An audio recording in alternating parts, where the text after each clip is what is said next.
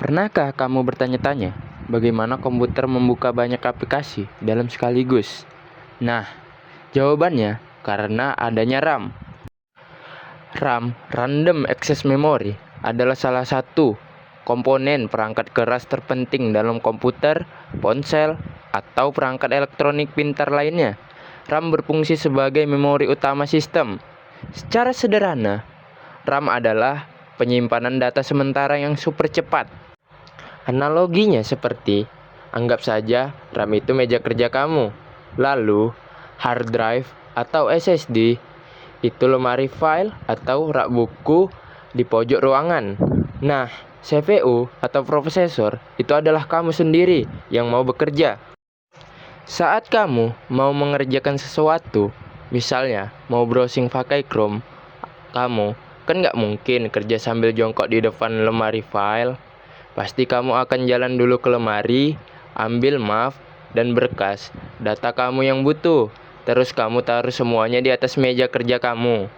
Kenapa ditaruh di atas meja? Supaya gampang dijangkau. Kamu bisa kerja super cepat kalau semuanya bahan ada di depan mata. Kamu bisa ambil pensil, buka buku, lihat data, semua dalam sekejap mata karena ada di meja.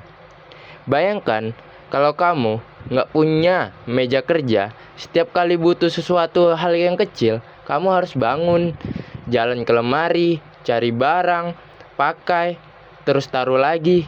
Mau nulis satu huruf saja, kamu harus bolak-balik ke lemari. Kapan selesainya? Itulah gunanya RAM. RAM adalah tempat dia menaruh semua alat dan data yang lagi aktif dipakai, biar kerjanya bisa ngebut. Karakteristik utama RAM. 1. Volatil atau sementara. Ini adalah karakteristik paling penting.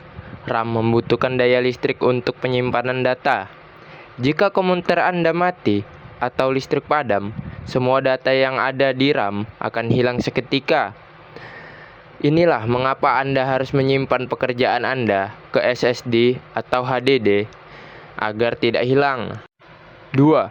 Random access atau akses acak. Ini adalah asal dari namanya, akses acak.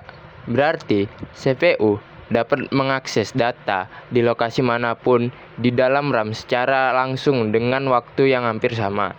Ini berbeda dengan sequential access atau akses berurutan seperti kaset pita, di mana Anda harus memutar dari awal untuk mencapai data di tengah.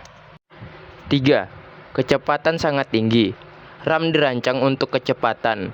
Waktu akses diukur dalam nanodetik atau miliaran detik. Kecepatan ini sangat penting untuk mengimbangi kecepatan kerja CPU yang sangat tinggi. Metode dan jenis utama RAM. 1.